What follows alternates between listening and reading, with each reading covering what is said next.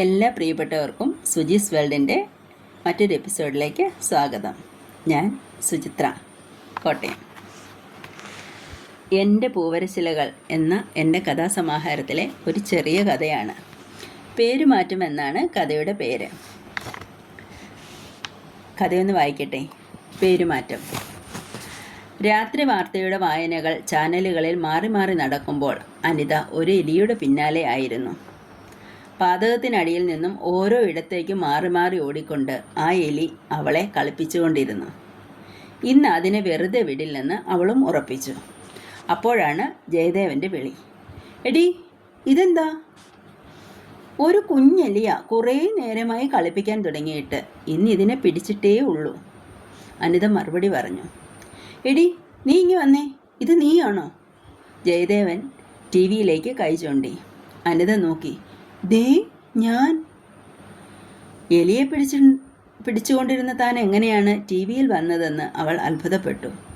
പിന്നീടാണ് പകലത്തെ കാര്യങ്ങൾ ഓർമ്മയിൽ തെളിഞ്ഞത്.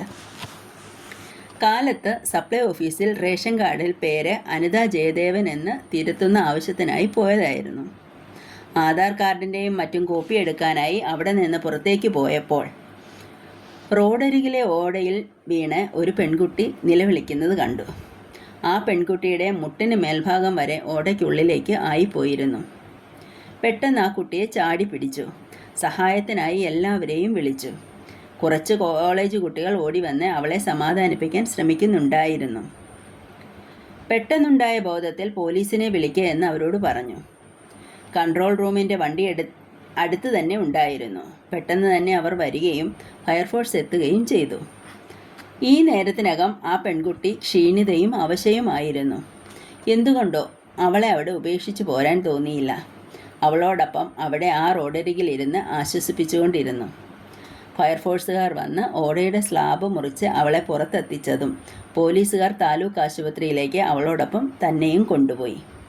അവൾ തന്നെ ചുറ്റി പിടിച്ചിട്ടുണ്ടായിരുന്നു. ആശുപത്രിയിൽ പോയി അവളുടെ ബന്ധുക്കൾ വരുന്നതുവരെ കാത്തിരുന്നു.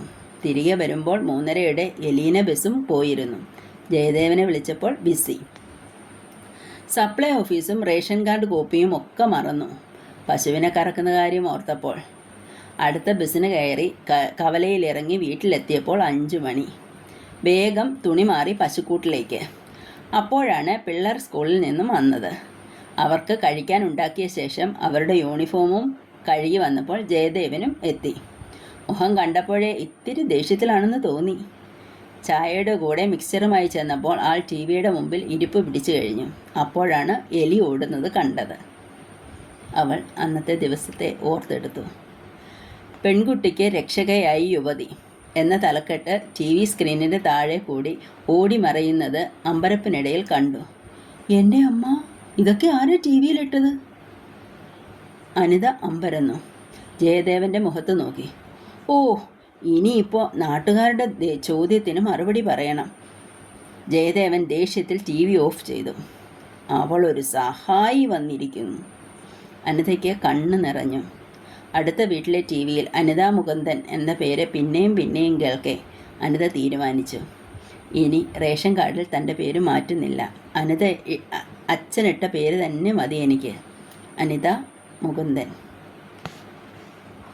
കഥ ഇഷ്ടപ്പെട്ടുവെങ്കിൽ നിങ്ങൾ ചാനൽ ലൈക്ക് ചെയ്യുക, കമൻറ്റ് ചെയ്യുക, സബ്സ്ക്രൈബ് ചെയ്യുക, കൂട്ടുകാരിലേക്ക് ഷെയർ ചെയ്യുകയും ചെയ്യുക. സ്നേഹത്തോടെ സുചിത്ര.